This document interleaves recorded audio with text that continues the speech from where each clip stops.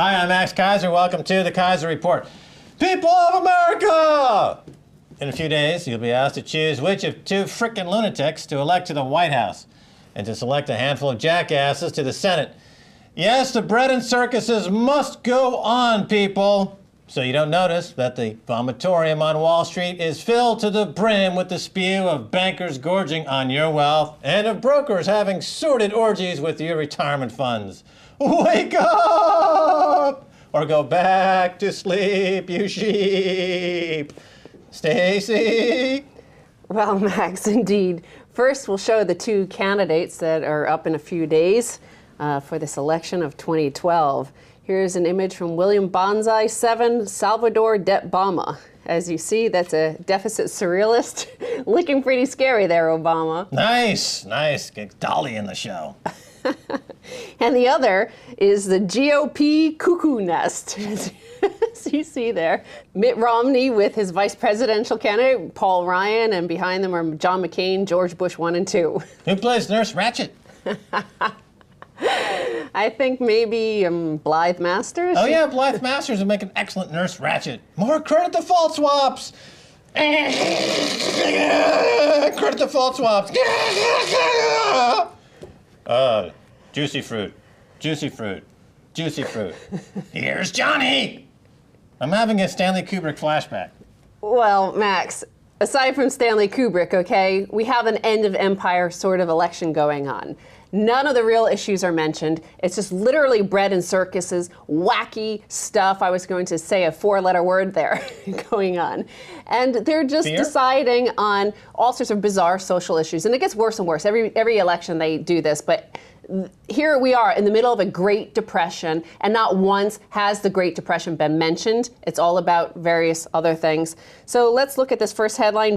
Back from the Vomitorium, the looting of the mortgage settlement agreement. Now, this was the big deal that Obama started the year with. Remember, he settled with the big major banks in America for $25 billion. Of that, $2.5 billion went to the states. And apparently the states are looting the mortgage settlement fund, and the odds are good that you or someone you know is getting robbed for the second time. Yeah, that's right. So, in economics, they talk about a transmission problem. The Fed is lowering rates. It's not filtering through the economy, and we see the stagnation of the credit markets where, Obama is just an outright thief. And it's just a frickin' crime. Well, he helped cover up this crime. The money has been transferred to the states. It's up to the governors and the state legislators, the senators, the congresspeople for the various states to do what they're supposed to do. They've decided that they're going to plug the holes in their own budget deficits instead with this money, do nothing to help the homeowners. And so, according to recent reports, politicians, not bankers, are the culprits this time around, siphoning billions from that historic settlement and pumping it into their broken state budgets. Instead of manning up and changing their diet, they're taking a cue from ancient Rome. After a quick trip to the Vomitorium, it's back to the banquet table. Care for a mint? Well, I hope he wins this election, Obama. If he doesn't, watch for him running out the White House with a TV. Well, that's the role, really, of our Congress, our Senate, our White House. Bill Clinton, I believe, did that. The last guy who lost. Yeah, no, that's the blue dress, wasn't it? They kept that for posterity's sake. But no, if they lose the White House, all these Congress people and White House folks are going to be running out the back door. TV, toasters, electric wave ovens, whatever they can get their hands on. A portrait of George Washington, they'll be running down the street. Woohoo! So again, Max, the banksters are making money at every step of this fraud path. We talked about this at the time that Barack Obama's agreement with these banks for $25 billion was just a cover-up. So we go back to the election, Max. Before the election was over, Wall Street won. Now, this is from Nomi Prins. I know you're talking to her in the second half of the show. And she breaks down all of how the banksters are winning, whatever candidate wins this election, that they've already bought both sides of the aisle, of course, but all the rhetoric, the very marginal, the few times that they've even mentioned the banking crisis, it's all fake. That one side pretends like, we've introduced so much regulation, the best regulation, the strongest regulation since Glass-Steagall, since the Great Depression, where Barack Obama, I'm not a zombie, I help fight for the people. Well, Mitt Romney says the same thing, that he's going to get rid of the regulation in order to protect the people.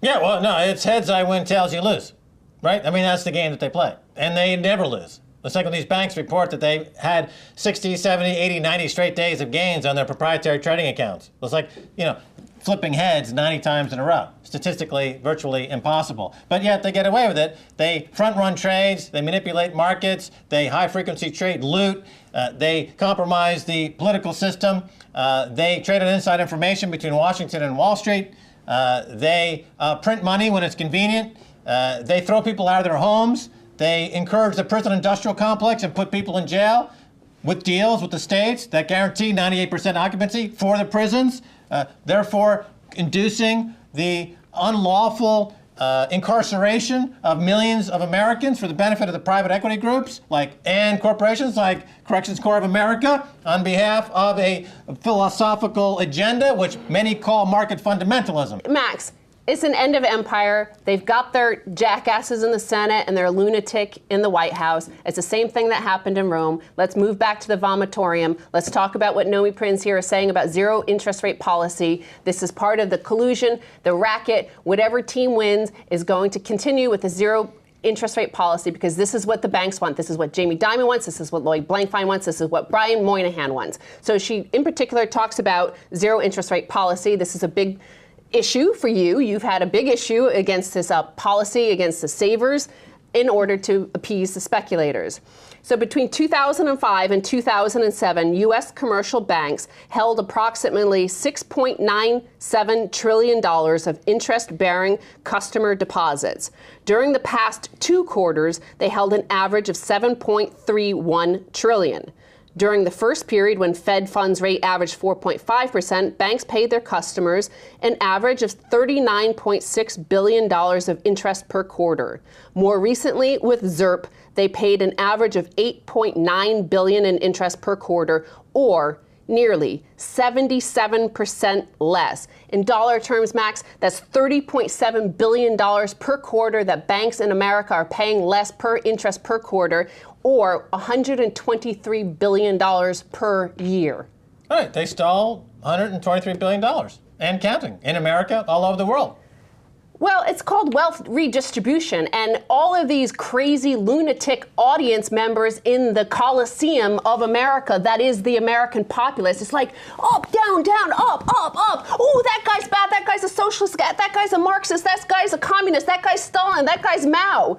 Well, none of them mentioned that it was redistribution to the banksters, that the bankers, the top 0.00001%, were having this wealth transferred to them. It was all about the people on food stamps, the 50, 60, 70 million Americans on food stamps. But redistribution implies methodology, which is to apply some kind of schematic paradigm, deep modeling of the looter and the thief. In other words, you shouldn't call it redistribution because it sounds as though there's some economic theory involved. It's just stealing. So let's look at how much in total has been stolen since this financial crisis began. Since ZIRP kicked into gear in 2008, banks have saved nearly $486 billion in interest payments, while average salary and compensation increased by 23% and dividend payments declined by 14.05%. Again, look at this racket. Look how the shift in wealth, and everybody this was never mentioned in any of the debates. It was everybody's shocked, like, why is America becoming so unequal? Why is this wealth and income gap growing? It's right there. Well, look, the 0% interest rates pursued by Ben Bernanke, chairman of the Federal Reserve Bank, when he goes to Congress and testifies why he's doing this, he says, well, we have to keep on guard for deflation, and we don't see much inflation in the system. Well, over the past 20 years, they've changed the definition of inflation at least twice. They don't include food and energy. If they calculated inflation as they did 20 years ago, the inflation rate, including energy and food, would be running at 9%, which is very, very high. And Bernanke, if he was responsible and he was looking at numbers in a responsible way, would have already started raising rates. 2 years ago, 3 years ago, 4 years ago to head off this inflation. But no, he's engaged in quantitative easing, and he's engaged in artificially low interest rates, which are creating, amongst other things, the so-called fiscal cliff. That's completely fabricated and invented by Bernanke's irresponsibility at the Federal Reserve Bank.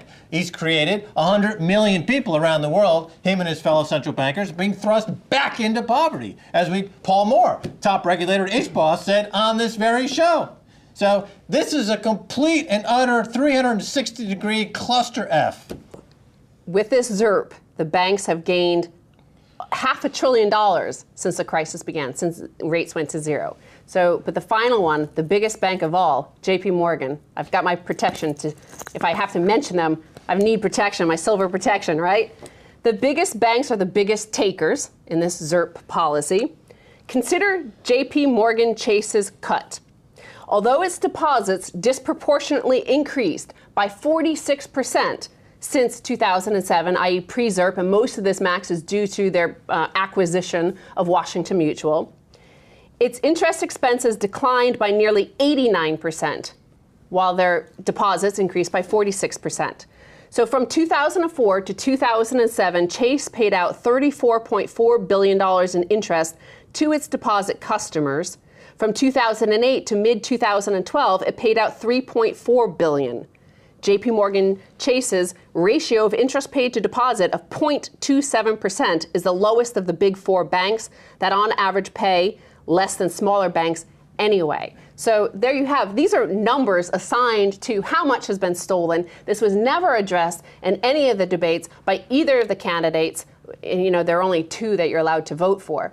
And so here we have a situation of end of empire where we have vomitoriums on Wall Street. Oh, I got my Jamie Dimon voodoo doll right here. Available at your local voodoo emporium. It's got all you need to inflict massive voodoo pain on this possessed devil of finance on Wall Street. And you can attack the voodoo doll in various locations. Here it's caused serious genital discomfort. So we'll try it there. Oh, Jamie! That's gotta hurt, buddy. Let's try it again, one for each gonad. There you go, buddy. That's the world speaking to you. You can feel it down there in your loins because people hate you. They hate you with a vengeance. When they see you, they want to vomit on your face because you stole hundreds of billions of dollars. You're a crook and a larcenistic pig. Where else can we hit him? How about right here in the head? Ah! Right here in your Blythe Masters inspired brain cells. Oh, there you go, Jamie. How do you feel that? Ah, Jamie Dimon. Okay, where else? You keep pointing to something. What are you pointing to? Go to hell. Fair enough. There he goes. Okay, Jamie Dimon, see you in hell. They've got a special room. What else? Chronic flatulence. Oh, well, that's nothing new there. He's already got chronic flatulence. Everyone who works at JP Morgan knows that Jamie Dimon can't go 5 yards without... You know, that's one of the social faux pas, unfortunately. They like to hire the sulfur-smelling, devil-worshipping Jamie Dimon and Lloyd Blankfein to run these banks. So they get, it's like a, you know, pre-step to hell. You know, and then they go to hell, then it's some more 24/7 flatulence in their face. It's all 24/7 down there for Jamie. All right, Stacy Herbert, thanks so much for being on the Keiser Report. Thank you. Don't go away, much more coming your way. So.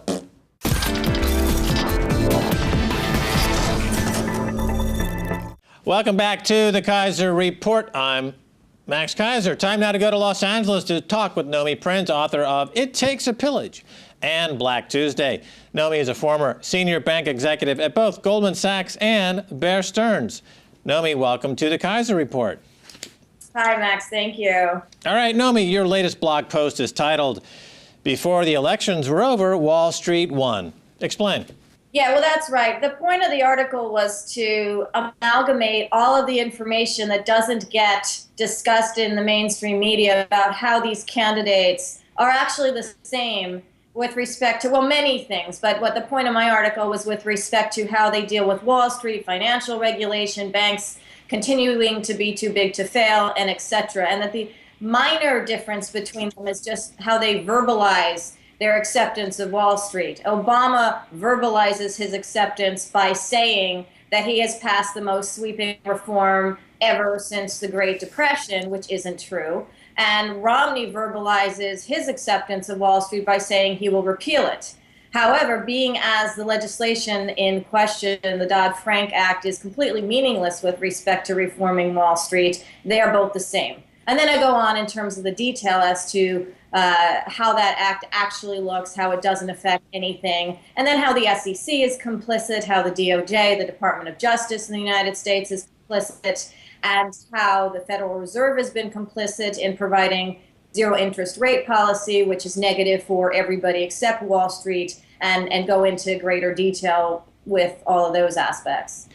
Yeah, there's a great extension of the fraud into the virtual markets and gaming markets, because we see that InTrade, which is the Irish stock market, virtual stock market where you can buy and sell both Obama and Romney, has now been involved in a manipulation scandal from the operatives in the Romney campaign, who have manipulated the price of his contract higher because they know that in America the media would then report on a higher price as somehow indicative of momentum, which then is played in amongst the general population of voters who are getting screwed by these Wall Street monstrosities, Romney and Obama, and being fed by another derivative of Wall Street, a prediction market on InTrade, all helped along by the mainstream media, as you mentioned. The mainstream media is shameless, isn't it, Nomi? There's nothing in America, really, the New York Times or the LA Times, or nothing on TV that really delves into the fact that the electoral process now in America is a complete and utter sham,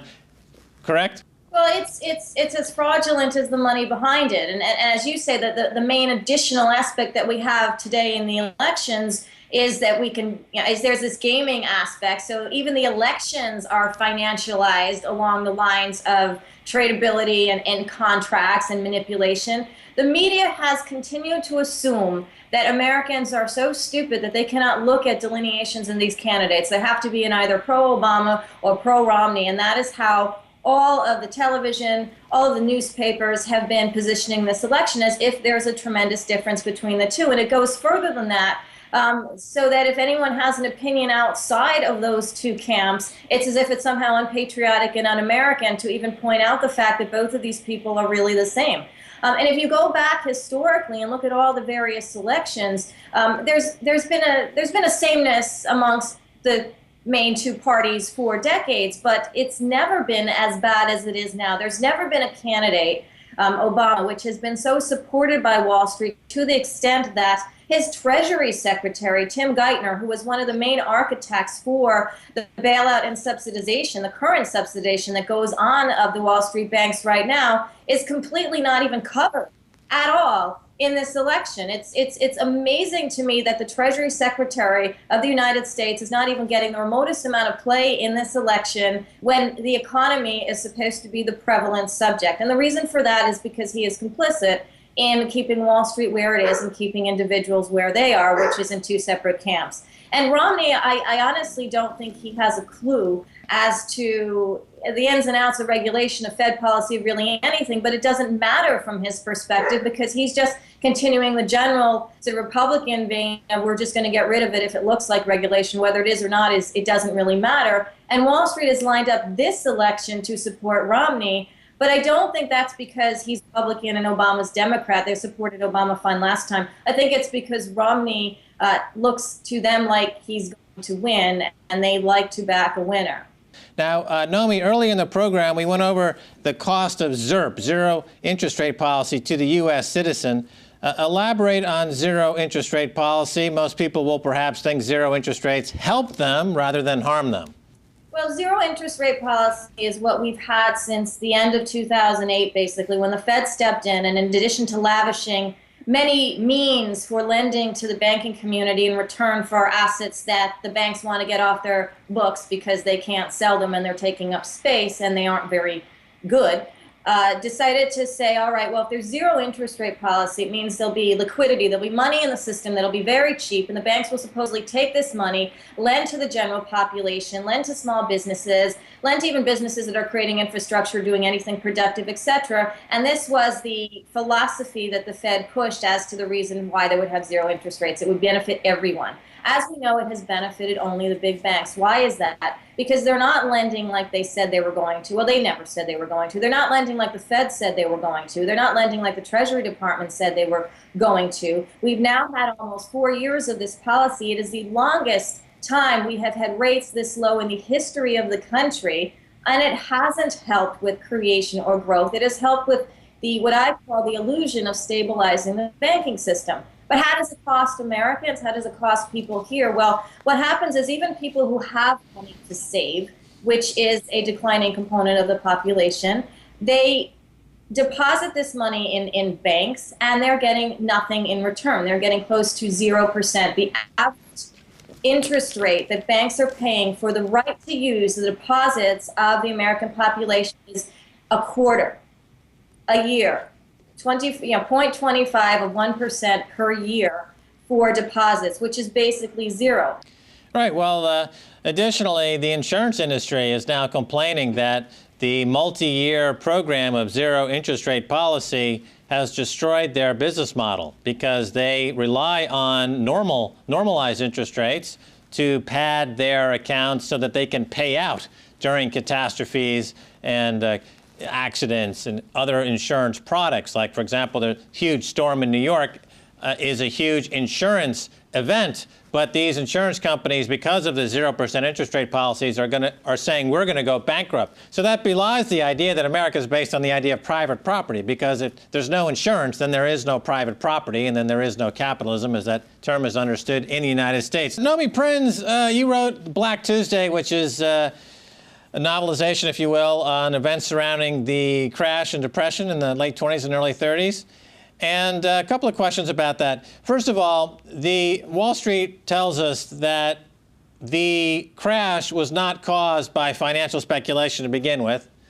And then they go on to say that the recovery had nothing to do with financial reforms brought in like Glass-Steagall or the Securities Act of 33 or 34. But in my view, and I've worked on Wall Street myself for many years, it seems like the crash was caused by financial speculation in the 20s, very similar to what we saw before this recent crash and during this recent crash. And the thing that's missing from the current era is that there is no reform. Your thoughts? That's exactly right. The crash of 1929, despite what economists and some historians have said since that period, was definitely caused by speculation. Not only that, when you look at the records of the investigation and the Pecora Commission that was investigating the crimes, the frauds of these banks going into the crash in 1929, they were the equivalent of emails, but they were telexes and telegrams that were going back and forth between bankers and some of their investors, talking about how some of these trusts that were being created for railroads, for oil companies, for other types of industry coming into play were very, very shaky. There was a lot of information that came out in those investigations, if anyone were to care to look at it, where the Latin American countries, which was a big part of the fraud that doesn't get discussed historically, Peru and Chile and Argentina, were used by the bankers to increase their own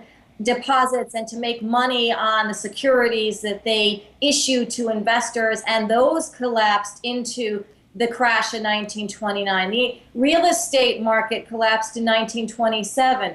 Ford stopped creating cars because there wasn't enough demand in 1928. But you had a stock market that was riding high because a lot of bankers were involved with a lot of media, and the president at the time, President Coolidge, and the Treasury Secretary, Andrew Mellon, who were really, really big cheerleaders for Wall Street and for speculation. And as a result, there was a lot of illusion into that crash. So the crash was definitely caused by speculation. And what happened afterwards, yes, there was reform. There was a distinction and a separation between the types of banks that could take deposits and could deal with the population's money, and the ones that could trade and speculate and create trust and lie and manipulate the media and stuff toxic crap onto the population. And the banks themselves, and this is something that doesn't come up in history books, it's very fascinating. I'm looking into it for my current research on my new book. The bankers themselves, the head of Chase Manhattan Bank at the time, it was just Chase, not Chase Manhattan at the time, Winthrop Aldrich,